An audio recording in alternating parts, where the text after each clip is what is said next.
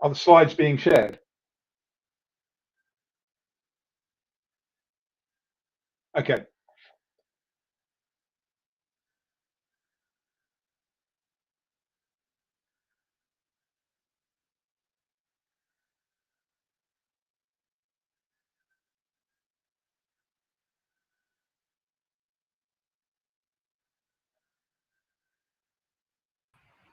Go ahead, Paul. You can talk. Okay. No, I thought I was waiting for the intro slide, but I guess that's just a placeholder, is it?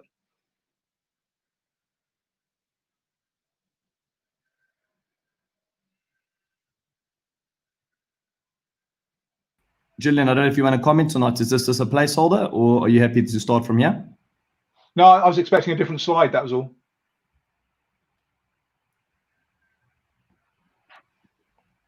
This is my Gillian. error. Yeah, That's this is fine, my Gillian. error. I've got the wrong deck up. 2 seconds. Okay. No problems. What we'll do is we'll take it from the top again, and just so everyone's comfortable. And Paul, what I'm going to do is I was going to have you on screen just to welcome, and then put the slide on separate. If that would you'd prefer that? I'd rather have the slide as a cue. Done. Mike, Okay, great. Thank you for that. As soon as we get the right presentation, we'll just do a quick re-intro of that.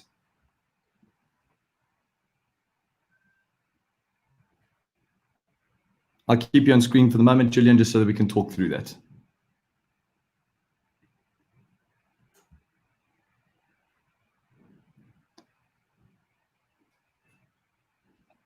Okay, we're good. Great. I'm going to remove us all. We'll do a rerun of that over there. Okay. Thanks, Julian.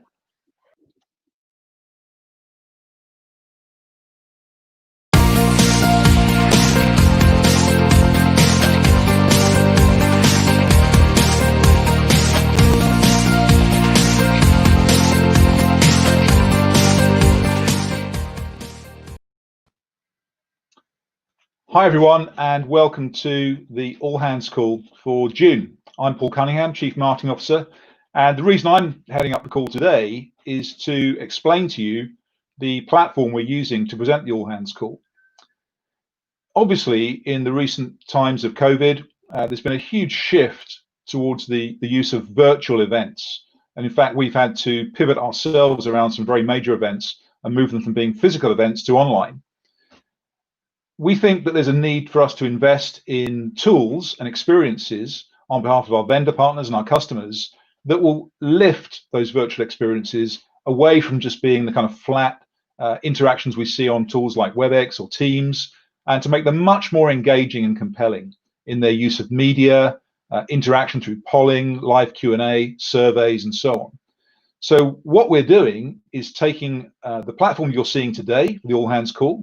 We're going to brand it as Venue, empowering digital experiences, and we're going to start using it for a wide range of events, not just the kind of single track all hands call we're doing today, but actually quite complex agendas and workshops and so on with our vendors and our customers. And you'll be learning much more about it in the near future.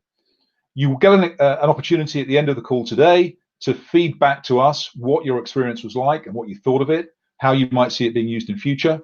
And we look forward to hearing your feedback and your questions about it. But with that, I'll hand over to David Grant, who will start the All Hands Call. David, over to you. Thank you, Paul. So on the call today, we're going to cover a number of topics. So we thought it would be relevant for everybody to get some insight and the headlines from the Datatec earnings call. We're going to spend a little bit of time just reviewing our Q1 results and looking at the Q2 business forecast.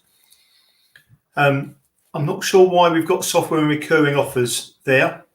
Donna's going to do an employee per date, which I think should be up to date, and then we'll do live Q and questions and answers. So Callum and I are just going to take you through the Datatec earnings call detail now. So what we haven't agreed, Callum, is how we're going to exactly what we'll be saying between the two of us. Yeah, no problem. So do you want to handle? Do you want me to hand over to you for you to do these slides? Which ones do you want to do? If we flick through the slides, Shall we say you'll do them unless we agree otherwise? Sounds good. Okay. I'm So happy you to. can do this one. Yep, no problem. The next slide. Can do this one as well. Yeah. Yep. And you could do this one. Yeah, good. Okay. Do you want to?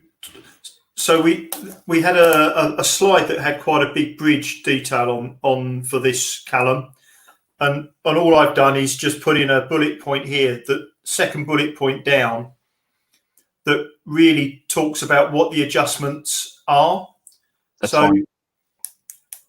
Because I think people will understand that. I think they might get lost on the detail of the other slide.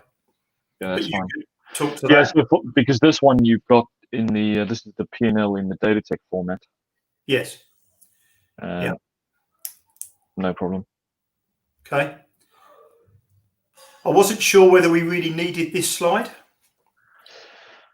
I don't know. I don't think so. It was good last year when every quarter was better than the quarter before, but obviously this FY20 we've had declines over 19. So I would pull it actually. Okay. The next slide. This one I think is perhaps useful just to talk about where the contributions come from, and you can talk about EMEA, Yep. the growth. Yeah, the call out here is the that central cost number. Looks like we've increased actually the 28 to the 29 in the EBITDA. Yeah. But the prior year's got a 15 million credit from the Synex transition fee, 50% of the Synex transition fee still. So we were technically running at 43 million in FY19. I think you could probably just call that out, unless you want to. We could just change the slide slightly to put some kind of grey extended bar in there to reflect it. I would call it. I mean, I wouldn't change it. I will call it out because optically, if you look at that cold, it looks like we've increased costs, and that's not true. Okay. Yeah, you do that then. Okay. Next slide. So do you want me to pick it up here? Yeah, at some point we'll have to bridge from the sort of the Datatech format to Westcon and Westcon's results. So I think this was the last slide before you get into the numbers. What is the next? Q1. Okay. So can we just go back a slide, please, just to look at that?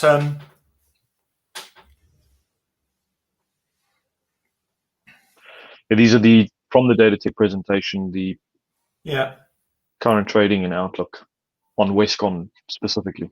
Yeah. Do you want to hand to me? Do you want to do this slide or hand to me on this slide? I'm pretty relaxed. Wonder if this slide doesn't fit at all. Yeah, it's true. We could. We do cover some of this when we talk about the Q1 and Q2 elements. I think it's in the narrative exactly, the voiceover or some of the bullets on those slides. I mean, yeah. I mean, and we may consider dropping this one. Go straight from the this segmental bar charts on slide 10, and then we can move into what's happening right now, this fiscal year Q1. Okay, so we could do that and then go to this slide. Okay. Yep.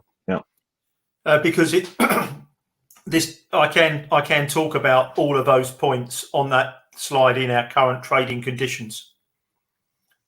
So I can call that out for sure. Yeah. Okay. And then the next slide. I thought last time we had an all hands call, we did get each of the regions at the end of the year to go through how they'd performed. I'm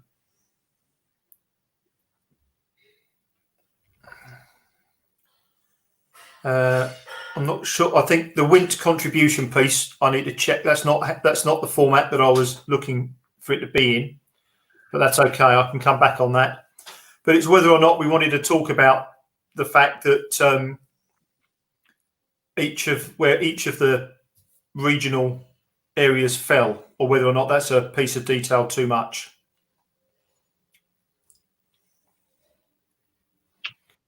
I don't know. It's going to depend on the time. I mean, I think already this would be. I think we could go from Q1 to Q2. I could talk to the regional results. Yeah. Because it does look quite busy. I think these slides they're sufficiently large in formatting to mean that people will be able to read them. So I think that works okay. Yeah.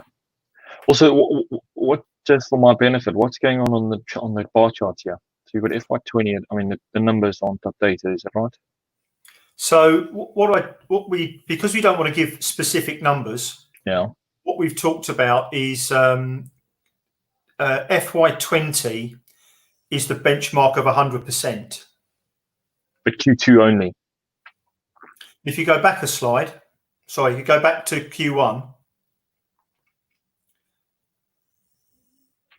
Yeah, it's the same format, but that's Q1 only. Yeah. So Q1 FY20, Q1 FY21. Okay, we were 600K short, but 2 million above our plan. Okay, got it.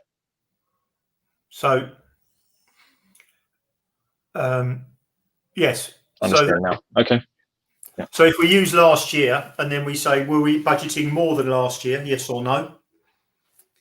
Because actually it says 100% here, but so for example, our revenue came in above last year. So actually the revenue should be higher than last year's 100%, just marginally. So I'll go back and check the format. Q1. Yeah. But we're saying if last year was 100%, how have we performed against that? Yeah. Both from a budget and then a expectation, then actual. Yeah. So there's a small technical point, but you might want to label Q1 FY21 as actuals, and then on Q2 FY21 is the actual forecast. Yeah. Yep. I'll work on that. In fact, after this call, I've got some time. I'll spend some time making sure this is all done. So talk then to the Q2 outlook and the principal issues. And the story I'm trying to paint here, Callum, is that even though Q1 was better than last year from a sales point of view and ahead of expectation, our leading indicators are showing that both our quoting activity throughout the quarter and our bookings are below the previous run rate. And as a consequence of that, and for all the right reasons, but Q2 is not looking as positive as Q1 was, and it's because effectively the lag of business development activity is now catching up with us. Yeah. And I think it's important to paint that picture in the light of our expected Project Europe actions. Yeah, good. Agree. Yeah. So I don't want to make it all doom and gloom, but I don't want to make it all rosy in the garden either. Hurrah. Yeah. Okay. Yeah, I don't want to whoop it. And then go on to talk about what we're doing to ensure continued health in the business. Increased cadence. So talk these points through. So talk about what we're doing to manage the business, cost, cash management, business generation activity, and then what we need to do as we start to emerge from COVID at various points throughout within the business. So that's what I would talk about on these slides. Okay. Yeah. Okay. And then hand over to you. And why we focus on recurring software and recurring offers. Okay. Yeah, so I have the data for this. I don't know if you want to actually pull up the data, or do we want to answer this why question? I guess the thought I had is, of all the strategic initiatives, why have we ended up picking on this one in particular? Why? Yeah. because I think that we can probably show from our Q1 that our proportion of software and recurring offers and renewals has remained much more robust than hardware and device sales. Yep, it has. Yeah. And I think that's a reflection of the fact that, firstly, the physical deployment is easier. So, from a business point of view, we know we want to do this because it has less working capital investment, and recurring offers actually means that we've got some of our opportunities in the bank. We don't have to go and win them every time. Mm-hmm.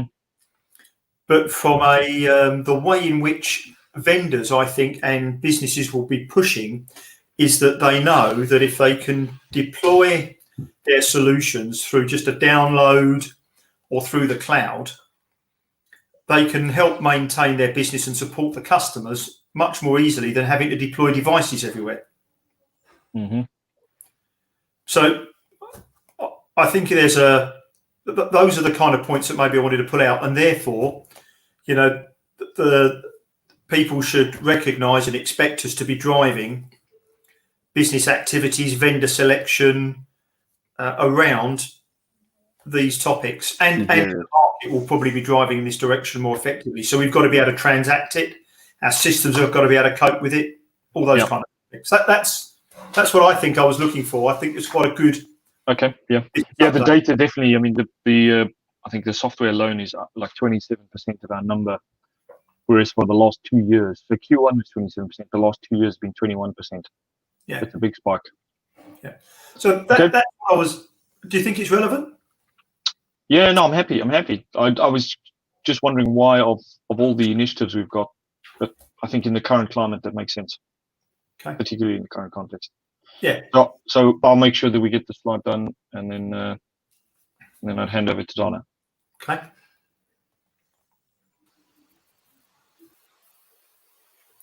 Thanks, Callum. Good afternoon, everybody.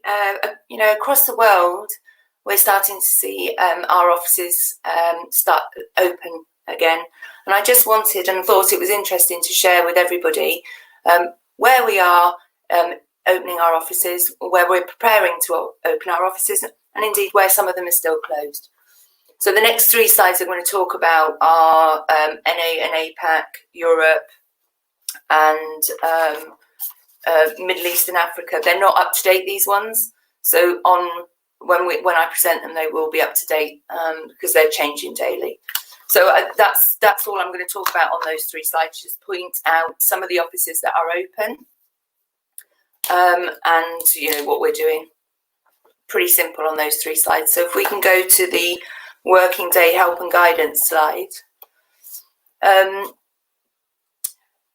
As we are adapting to a new way of working, or new ways of working from home, I think it's really important to look after ourselves and our physical and mental well-being. I'd like to share with you some tips and hints around how we can do that, but not only for working from home. These hints and tips should be taken into the way we work in the office too. If I talk about routine to start with, routine is really important. Try to do things as you would have done in the office. Get up at the same time, get dressed, ready for work. Make sure that you shut your laptop at the time that you would if you were working in the office. Utilize that lost commute time. Take care of yourself during that time. Prioritize and proactively well-being. Schedule breaks throughout the day. It's really important that you have those coffee breaks. Even phone a colleague up and have a break with a coffee, whether that's virtually or whether that's when you are able to go to the office environment. Operating systems and tools. I know I'm guilty of it myself, but please try not to work with all of the tools that you have available. iPads, iPhones, laptops, all open at the same time, all trying to respond to emails, etc. Just try and work from your laptop or your computer. Time and diary management is really important too. I think building in time to reflect and time to think at the end of each day. Build in a period of time where you can look back over the day. What have you achieved? And also prepare for the next day so that you can switch off from thinking about work all the time. And then when you start in the morning, you're prepared with your to-do list. Emails is another classic area where sometimes we get lost in copying too many people into responses or keeping or responding to emails with a great essay. Try the task of only using up to 5 sentences to respond to an email. It really does reduce that time and focuses your mind on what you want to say. There's an etiquette around instant messenger, for instance. Don't assume just because you're not busy at that time, somebody else isn't. So I've seen it where people instant message and expect a response straight away. I've even seen it where people have emailed me and instant messaged me within 2 seconds of the email saying, I've just sent you an email. Just try and think about how other people are working and how you like to be treated yourself through instant messenger. So that's a few hints and tips. I think it's, I will publish these. We'll send out more communication. But the final piece I wanted you to have a think about and a play with is my analytics on Outlook. This is a tool that we all got available to us. It's at the toolbar on your Outlook. There is Insights. If you click on that, then there is some great hints and tips about how to block time in your diary, whether it's your lunch breaks, whether it's focus time. But have a play with that, and again, we'll send out some instructions on how to use it and how it can help you. And that's it from me. Thank you. I'll hand back over to David. Thank you, Donna. I'm not quite sure what you're handing me back to say, but I'm sure it'll have to be something meaningful, inspirational, and motivational. Oh, here we go. It'll have to be a summary and a call to action, which I will craft on the back of seeing the entire deck. Okay. And then when we see the live questions, hold on.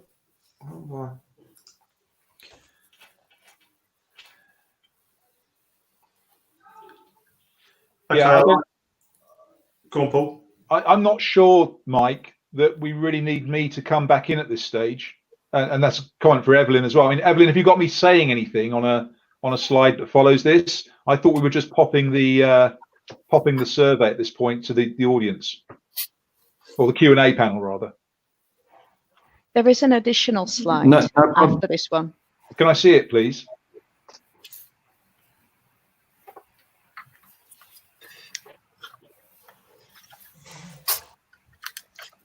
Yeah, I'm not sure that there's much value in me coming back on at this point. I think that, the slide says it all. I've already signposted the fact there will be a Q&A at the end, a survey at the end. And at this point, Mike, I guess the survey will pop, won't it, to the screen? Yes, it would pop up live now. But if there was any questions, I just want everyone to quickly get comfortable with the question format. You'll see in the top right, during the course of the presentation, I loaded 4 questions in there from the auditorium. Yeah. If any of you address one of those questions, I didn't realize, so we won't put Paul back in. So let's just quickly just answer 1 or 2 of these, just so we can go through that. I'm going to remove myself, and we can just answer. Okay. Just so everyone's seen how this plays out. So I'm going to take all of us out. David, just answer any one question on screen here, and then I'll pull that in just so you can see how that plays out. Okay. So if I've done my summary and call to action slide, and then I say Q&A. So we've got a question here on around recurring offers, and the question would come up, and then what I would normally do is say, so Callum, can you take that one for us, please? And Callum would give his answer. Is that how you'd expect us to do it, Mike? Because that's how we would normally do it, but without the benefit of the additional animation. 100%. So I'm going to just follow guidance on this. And so any questions you choose to address, we're just going to be going down them in order, and we'd run it from there. Okay.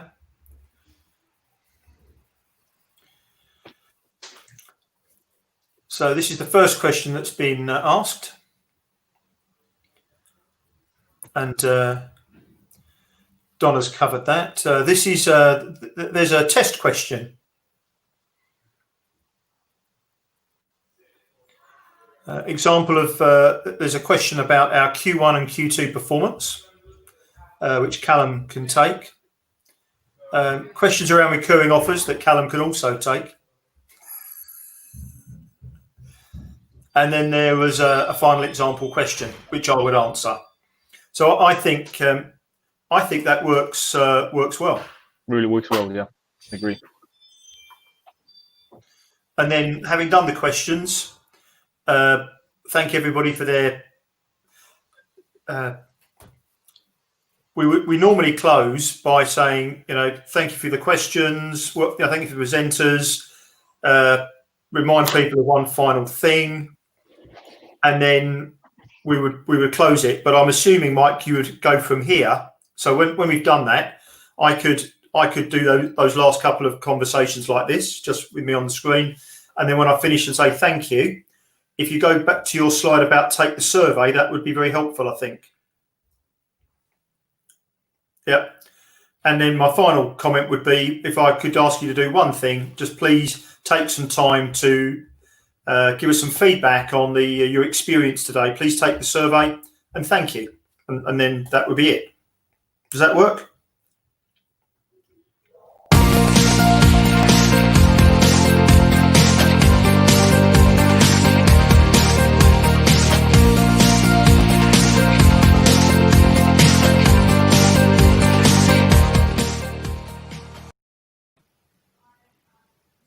Good.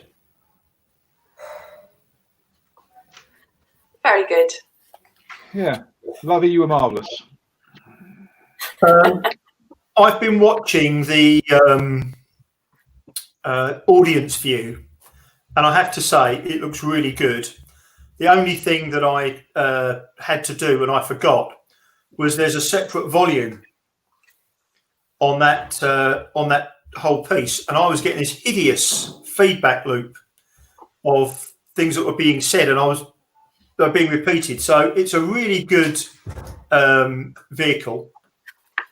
I'm not sure. Here we go. But unfortunately, because I paused it because of the feedback, that I've got about a 10-second delay between what we're actually saying and what is on the screen. Yeah. So David, just on that delay gives us the ability to future plan what you're saying. So you, as an example, could say something, and I can inject it into the room. So let's just, as an example, say you want to do the survey. And you go, okay, guys, let's do the survey. It almost is instant. As you were saying, because we got this 10-second or 20-second delay, depending how we set up, it allows us to react in studio to what you're saying. So they're experiencing everything in real time. So at the end, you go, I want to go to the survey now. Thanks, everyone. Have a good day. And instantly that pops up on screen because we've got a 20-second head start on what they're about to see. Okay. So don't pause anything is the answer. No, it'll be a 5-minute delay. Yeah. Okay. So can we just check on a couple of things about slide content? I think, Evelyn, we're going to take out that dual format slide with the 2 overlays between Callum and David. When Callum goes from Datatec to Westcon with David, that one that's got the 2 slides on it, I think we're taking out, right? Yeah, that'll be me dealing with David on those slides, Paul. Oh, They're okay, David's that's slides. fine. Yeah, I think we take the slides out, but the points on those slides can be in the speaker notes. I think there's some points we want to call out there. Yeah. Okay. Yeah. The only other one I did think of, Donna, was when you referenced My Analytics. Yeah.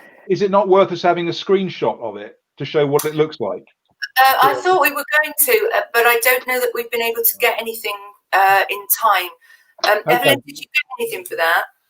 Yes, I did. Yeah, I can create a slide around that. Okay, super. My only other question is on the slides for the offices which are open. Yeah. is it worth putting up the APAC slides? Most people won't even know if we've got offices in those places already. Do you know that? Yeah, I agree with you. I think those slides, as much as they are full of information, it's almost like too much information. So, so let's just do Europe. Oh, the only thing we'll miss is the US if we take off APAC. Well, you could just put you could put North America just as a note with Europe. We can fit it on one of the other slides, Donna. Great. Find a way. All right. Thanks, Evelyn. A quick question about the software and recurring offers slide, which I now understand is a number slide. That goes back to Q1, right? Those numbers are from Q1. So should that slide sit in the Q1 section? As opposed to after Q2 outlook. Yeah. Well, I think it's we'll have Q1 numbers, I think, as a reference, but the more important part of that piece, I think, the takeaway is why. Yeah, exactly. It's not part of the reporting. Right. It's an example of strategy and why it's important. So I think it's okay where it is personally. I think actually, Paul, you've put the messaging, I think, should be that we try on each of these calls to update you on one of our strategic priorities. This time, we're going to talk about the focus we have on software and recurring offers. As two goals. And the question that I'm sure a number of you are asking is why are these elements so important? And apart from, you can then go about working capital from our point of view, but actually, if we look at the world we live in today, deploying software and cloud or those recurring offers and renewals has been much easier than the physical delivery of devices and goods. And that's reflected in our own sales in the first quarter, and you can use the percentages. But we also see that our vendors are accelerating their drive to move more of their solutions to software and downloadable content type applications. And that's what the end user community are also moving towards when it comes to designing solutions for their own business. And therefore our ability to transact them, quote them, sell them, align with vendors. I think all of those messages are in there, Callum, as to why it's so important. Yeah, we can emphasize. I think we must emphasize that that our role as a disty is still relevant because of the reach, the engagement. Yeah. And in many cases, the software component is actually complementary to an existing installation or a solution set that is already deployed on a device-based infrastructure. Yeah. Do we want to, on that slide, bring in some of the imagery from the strategy deck? Yeah. I think you could. There's a connection to that. Evelyn, if you could link it thematically with the right icon from the OGSM deck, that would help. No problem. So the short answer to your question, Evelyn, is I think it's good where it is. Yeah, understood. Yeah. And I will take it out of the agenda, though. Yes. Sorry. The one final point on that is you could call out, Callum, our own performance with Pulse Secure in Q1. Mm-hmm. You can make a comment about Westcon, Pulse Secure, as a license-based Westcon business. And you could also talk about our own performance within Comstore around Cisco's recurring offers, which is 3 times better than our competition and at least twice as good as Cisco. And then I think it talks about the strategy, why, and our results and 2 specific examples. I think there's some really good messages in there. Yeah.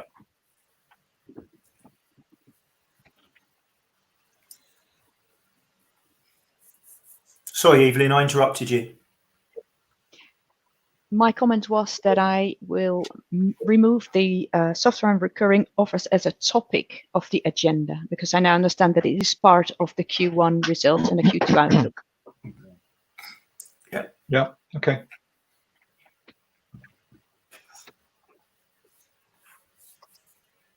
Okay. Do we want to have another run through before the real thing?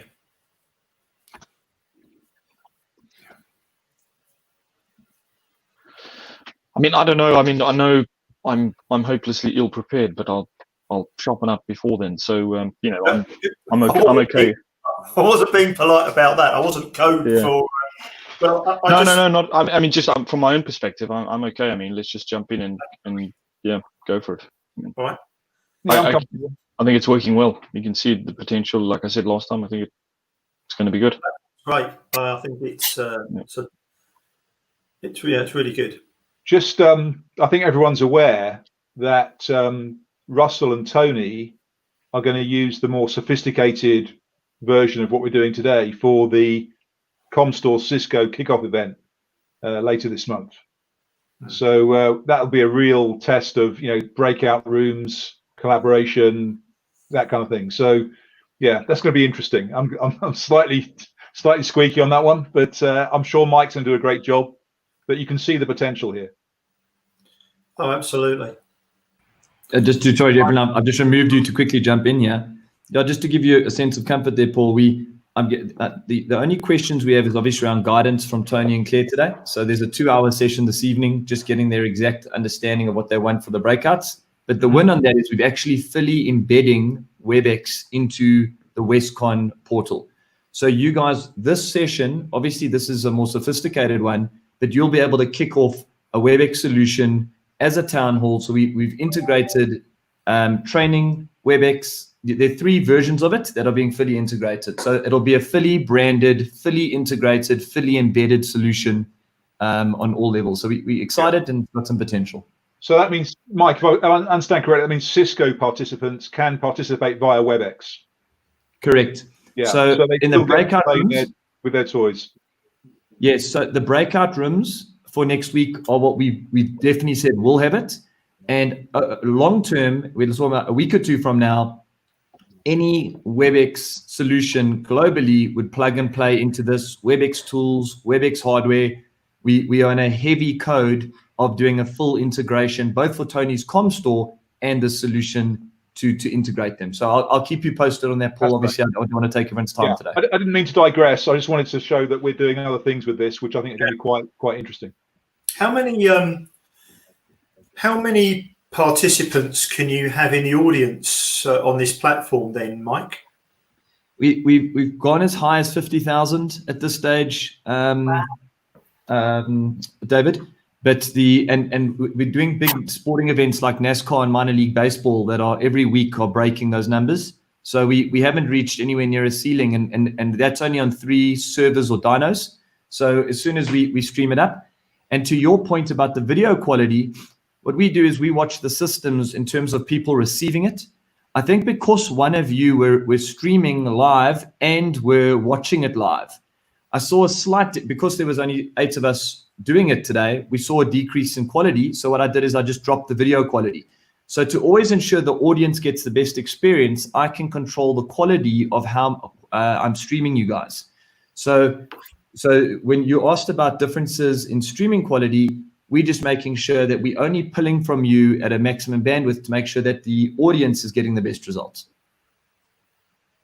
Okay. Well, I'm looking here at the what the audience can see, and the only video quality that I think I would describe as, you know, not high definition is probably Donna's. And is that because it's going through a DX80? No, it's my laptop. This is part of the problem. So, you know, my laptop, we won't go into my laptop, but This is part of the problem. So no, we couldn't get it through my DX80. So The sound is coming through my DX80, but not the picture. Okay. But Paul and Callum, you're running on Microsoft Surface or the Microsoft new laptops, aren't you? No, I'm not Yep. actually, but I would have been. But I've got a replacement ThinkPad at the minute, and it's perfectly adequate. I mean, the quality looks pretty good to me. Yeah. Okay. No, I think the whole experience is great. We might even get away with weak content, and people might be more seduced by the full. So no, it's great. It's really good. And at what point, Mike, do you think we will be able to run these events ourselves without or is that never the plan? What's the plan for self-sufficiency? yes, no, self-manage is top of the list.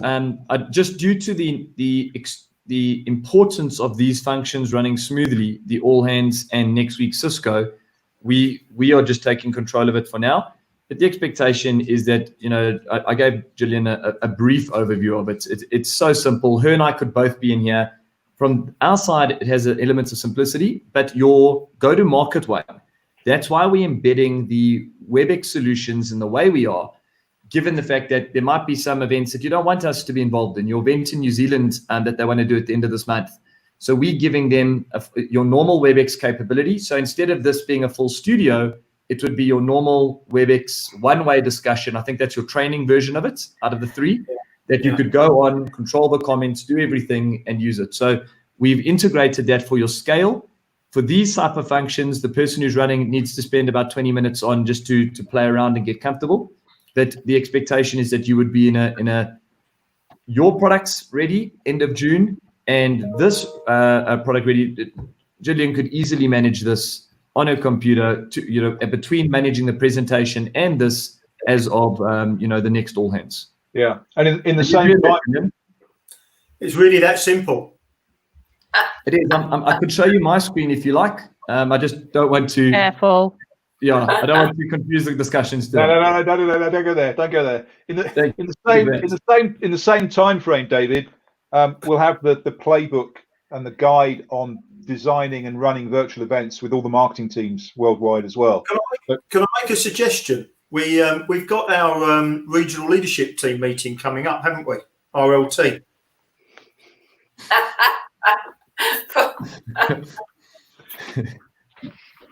Yeah, why not? Why not?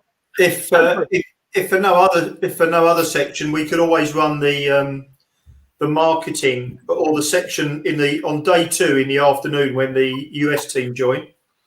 When we do OGSM, could we do just that section? We could, yeah. I mean, I'm keen to. The interest has been huge. Everyone we've spoken to, both executives and marketing teams around the world, David. So I'm keen now that we're proving it to get this out to people, and that will sink in quite well with us making the information available. So yeah, I think it's possible. We may not want to run the whole meeting on it, but if you look at the quality, the stability, I think it provides us. If you were thinking about things like, say, you're doing a regional update, and we're doing the Westcon Europe update, you could have Rene, up next to his slides, and I think that would be, you don't have to do the whole studio piece where Mike's being interactive, where you make a point and it zooms in. But I just wonder whether or not, if it was feasible, it would make it a much more engaging review meeting, because we just start getting burnt out with WebEx and Teams meetings, and it could make it a much more engaging session. Yeah, and we get used to this stuff, but don't forget there are things like, when we come to things like strategy sessions, there are collaborative tools that are embedded in this, and also things like voting. We could vote on initiatives as a team and just get a metrical view of what our priorities might be. So that there's all kinds of things we can do with it once we start to understand it better. I've spoken to Patty about running an interim VIAC, between now and March, where we could actually, more than just a straight talking feed, we can make it very interactive. We can do breakouts with them. We could more or less replicate the VIAC structure minus the social calendar. Yeah, well, we could show them what it's. If we're going to be promoting this as a platform, we could take them into a meeting room, and anyway, there's lots of. But I think I don't know what the feasibility is genuinely of running the upcoming leadership team meeting. But if we could, I think it would add a different dimension to it. If it's how many shots can you get on the screen, Mike? How many? We've got 6 of us. Is that because it's all of us? Yeah. No, that 6 is the most we can have live on screen at a given time, but we can have 10 people backstage. So, but what we could do is you can have different rooms. So we could have one room here now. I could switch to another room. So getting slightly complex, but 6 is what it's designed to do effectively at a given time that I can switch and easily control. And it's 10 people in a meeting effectively at any one time. Yes, we just had someone else join. So I could be briefing someone backstage before they go live and just letting them know. So on Tony's session, we actually have different rooms. The speaker comes in, they're briefed, it ends, it switches to the new room. But you as the user don't know that is all happening. You're just in one room and these different things are happening in front of you. Okay. All right. Okay. All right. Paul, Mike or Gillian, as the people sort of running the event, is there anything else you need to run through with us now? I just want to show you your live results. I know that was the one thing you wanted to see. So these are the polls that have popped in as people went through it. You can see we just tested 2 different areas. So this was the live survey that appeared as people ended. And again, if someone went to click or do something, those are literally dynamic and live. So if there was a vote, to the point earlier, the bar graph could be empty. Dave could say, can I see a raise of hands? Who would want A, B, or C? And that would actually bold in front of your eyes as people voted in the PowerPoint. So yeah, there's some nice elements that you can really, and what's nice is that is literally embedded in Gillian's presentation. She doesn't have to do anything. You get to slide 17, you decide to talk through it. It appears for the audience, they do it, and stuff happens. So just wanted to show you the data and close off on that. Okay.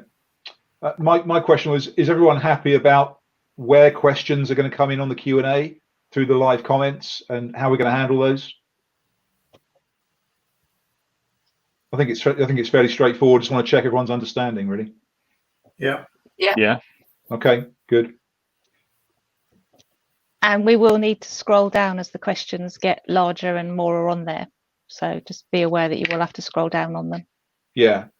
We don't typically break that number, I guess, but it could well be. The questions will be bigger though, so not going to be a one-liner. So if you have something that's 4 or 5 lines, that's going to be one question taking up half the screen. That's a fair point, Julian.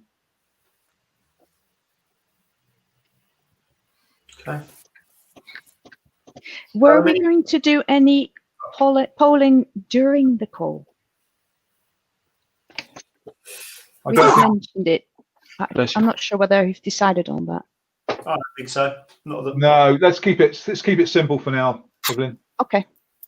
Just the feedback survey, the Q&A, and the feedback survey at the end.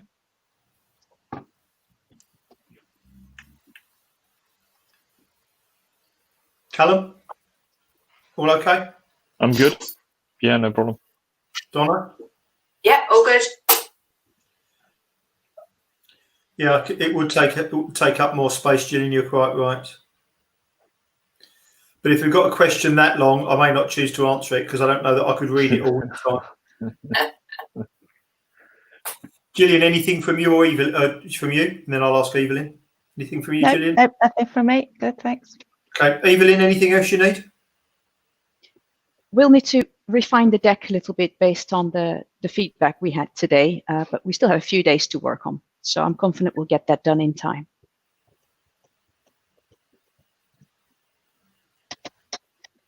Okay, super.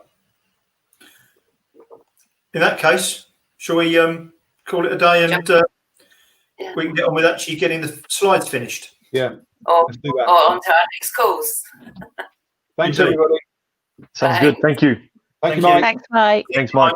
Pretty good. Thank you. Hey, Mike, you still there? Of course, Evelyn. Hello. Let's there we go. I can hear you perfectly. Let me get my earphones in at the same time as well. Right. How can I assist? I did just You notice. happy with the result? Look up. I'm happy I'm there. feeling a happy. lot better. Yeah, that's exactly my point. Yeah. We're still recording, aren't we? I think that always, yes, let me quickly